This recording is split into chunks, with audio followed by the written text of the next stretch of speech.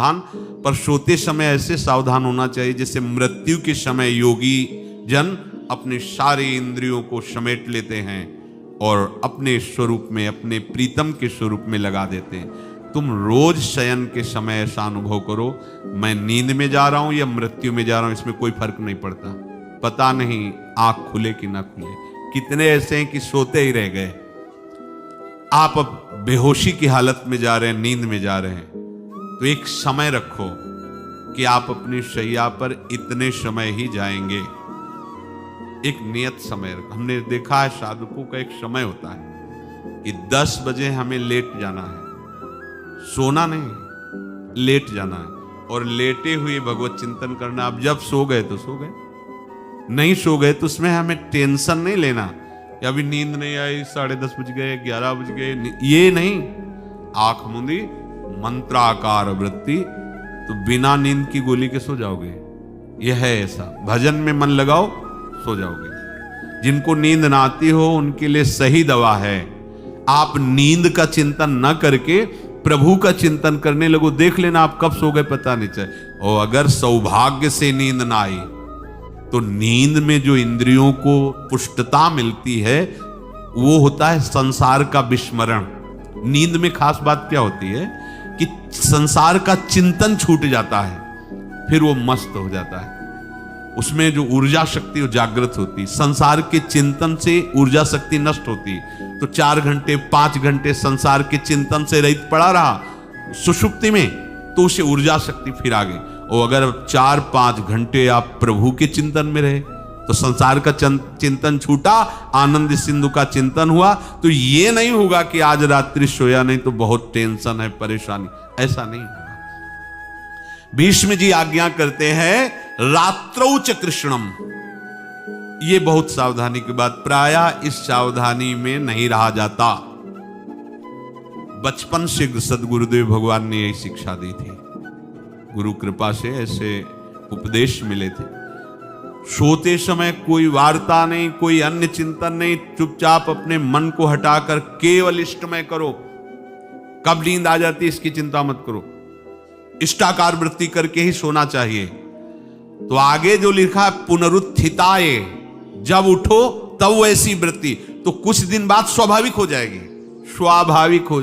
अपने तो इतना तक देखा है कि जैसे आधा पद में होश रहा और निद्रा आ गई, तो जब चेतना आई तो उसी पंक्ति से, जहां से होश गायब हुआ था, उसी पंक्ति से जागरण प्रारंभ हुआ।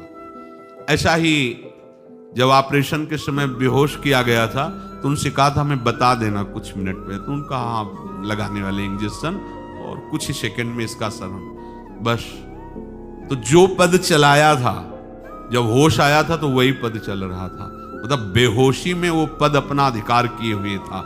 ऐसे नींद भी तुम्हारी भजन हो जाएगी, समाधि हो जाएगी, यदि आप सोते समय प्रभु का चिंतन करेंगे। बहुत ही सावधानी की बात है। यदि इस जन्म में परम लाभ लेना चाहते हो तो इस श्लोक को अपना जीवन बनाओ। कृष्णव्रताः, हमारा जीवन का एक ही व्रत है कि हम अपने प्रीतम का भजन नहीं छोड़ेंगे, अखंड भजन। हमें ये नहीं देखना कि उपांशु मानसी को इसमें कितने गुना, हमें गुना बुना नहीं देखना। हमें अपने प्रभु को बोलना नहीं। भजन में मन नहीं लग रहा, पद गा रहे हैं, जोर जोर से चिल्ला रहे हैं, नाम कीर्तन, हमें अपने प्रभु से जुड़े रहना है। कृष्ण व्रताः, कृष्ण मनुस्मरन्तो, हमारा निरंतर स्मरण चले, बस ये प्रयास रखना है। जब निरंतर स्मरण की बात कह दी तो फिर आगे कुछ कहना नहीं चाहिए, पर खास बात इसीलिए कहा जाता है कि आप समझ जाओ। रात्रौ च, जब कोई भी ब्रह्मचारी, कोई भी उपासक, कोई भी बैरागी त्यागी महात्मा सोते समय सावधान हो गया तो उसकी रात्रि बहुत गलत जाएगी। खास जब आप सैया पे शयन करते उस समय असावधानी हुई तो विकार छा जाएगा, ध्यान रखना। आपका चिंतन गलत हो जाएगा, आपकी चेष्टा गलत हो जाएगी, जागृत में ना सही तो स्वप्न में। आप सावधान उस समय जरूर रहिए और उतना ही विश्राम कीजिए जितना आवश्यक हो। व्यर्थ में करवटें मत बदलिए। ये उपासक का स्वरूप नहीं होता। रोगी है तो बात अलग है, बड़े असाध्य रोगों से, नहीं तो ऐसी दिनचर्या नहीं होनी चाहिए।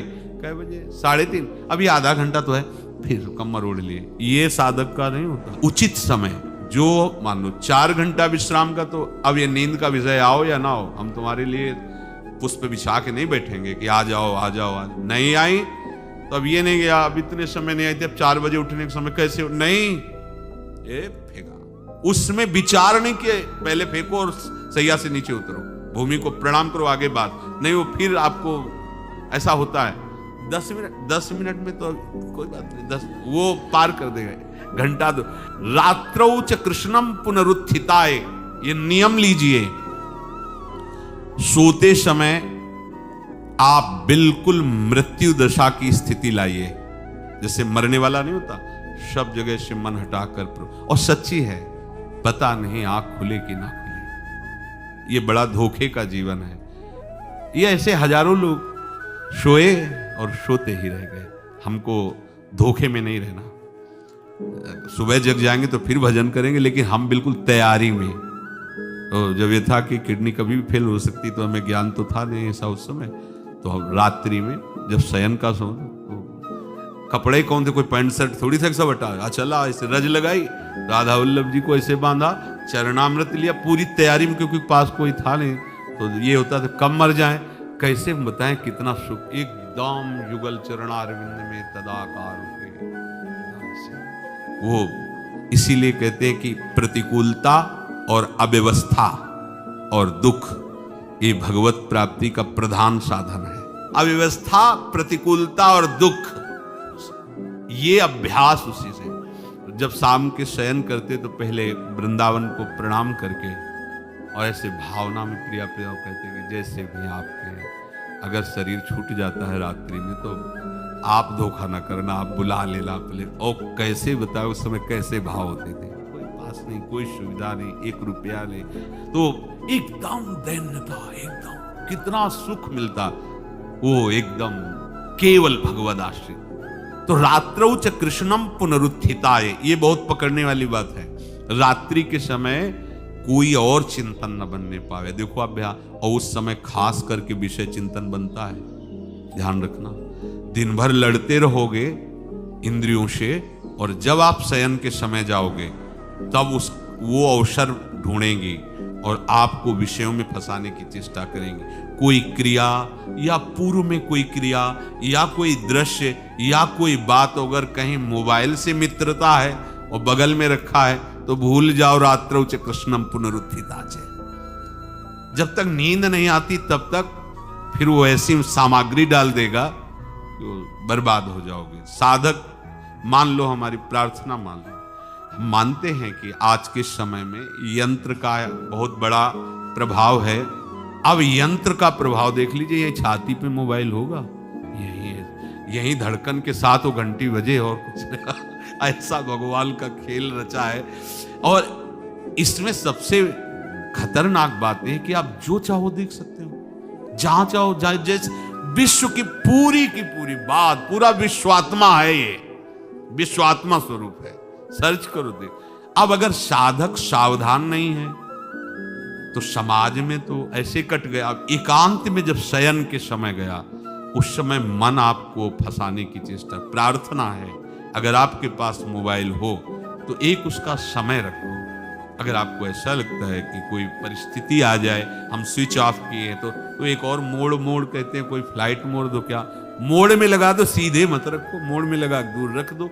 आप अपने चित्त को प्रभु में जोड़िए।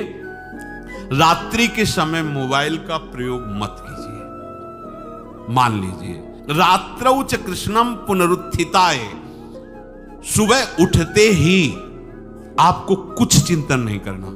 सबसे पहले उठते ही, यदि आपके अभ्यास में आ गया तो ऐसा ही होगा, नहीं तो आपको पहले सदगुरुदेव भगवान का प्रणाम नमस्कार और कुछ भक्तों का, और फिर नाम जप, भले 5 मिनट ही करो, अपने आराध्य देव का सुमिरन, फिर अपनी दिनचर्या करो।